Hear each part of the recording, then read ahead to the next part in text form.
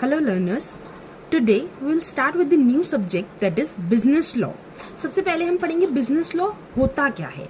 Rules related to industry, business, profession are called business or commercial or mercantile laws. यानी कि जितने भी rules एक इंडस्ट्री, बिजनेस या प्रोफेशन से रिलेटेड होते हैं उन्हें हम या तो बिजनेस लॉ कहते हैं या कमर्शियल लॉज कहते हैं या मर्केंटाइल लॉज कहते हैं. Business law refers to the constitutional principles, rules and regulations that govern the running of business or industries.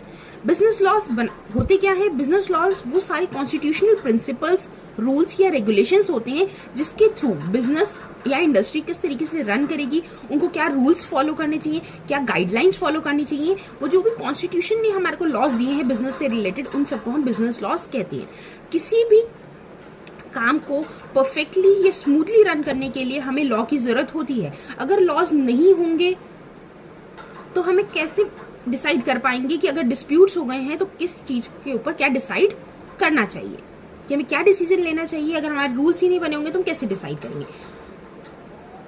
कौन कौन से बिजनेस लॉज में रूल्स आते हैं? The following rules are included in business और mercantile laws: contract act, sales of goods act, partnership act, Companies Act, Negotiable Instrument Act, Banking Companies Act, Insurance Companies Act, Carriers and Carriage of Goods Act, Commercial Securities Act, Patent and Copyright Act, Insolvency Act और Arbitration Acts. ये कुछ laws हैं जो कि business law के under आते हैं. Business को स्मूथली रन करने के लिए जो रूल्स दिए गए हैं उन लॉज के में ये हमारे काफी सारे लॉज आते हैं. बट हमारे कोर्स में सिर्फ 4 लॉज को हमें पढ़ना है, that is contract act, sales of goods act, partnership act, negotiable instrument act. इन एक्ट्स को हम धीरे धीरे करके डिटेल्स में पढ़ेंगे.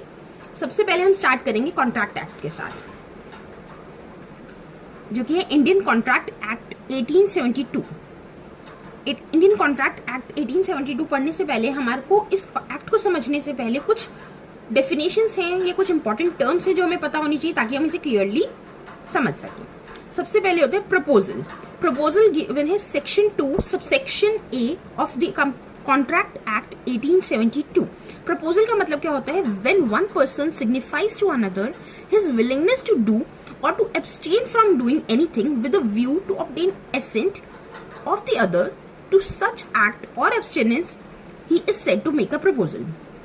अगर मैं आपको सिंपल टर्म्स में समझाऊं तो प्रपोजल का मतलब होता है कि एक पर्सन जब सिग्निफाई कर रहा है दूसरे पर्सन को कि वो एक काम को करना चाहता है या दूसरे काम को रोकना चाहता है, कि मतलब वो नहीं करेगा इस काम को, दूसरे पर्सन को अगर वो प्रपोज करता है वो हमारा कहलाता है प्रपोजल. फॉर एग्जाम्पल, राम शाम को कहता है कि मैं तुम्हारे स्कूटर को 5,000 रुपए में खरीदना चाहता हूँ. यानी कि राम ने शाम को प्रपोज किया, यानी कि प्रपोजल किया कि मैं तुम्हारे स्कूटर को 5,000 रुपीज में खरीदना चाहता हूँ. ये हो गया हमारा proposal.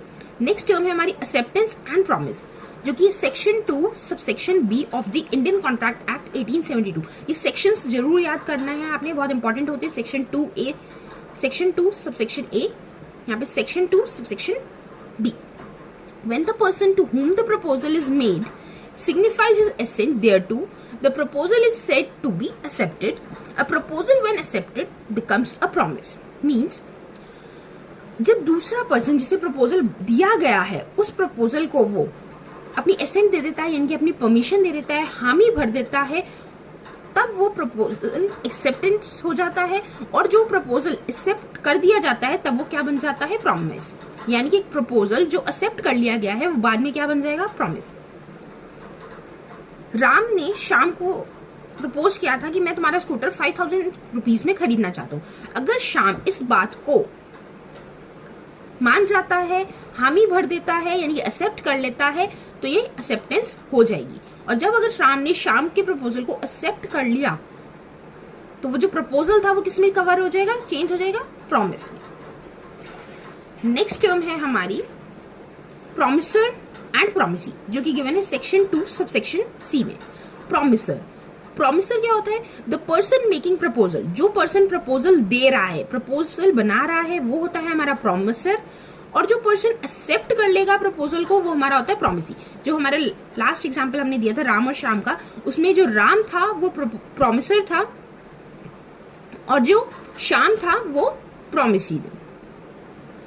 Consideration. Section 2 subsection D.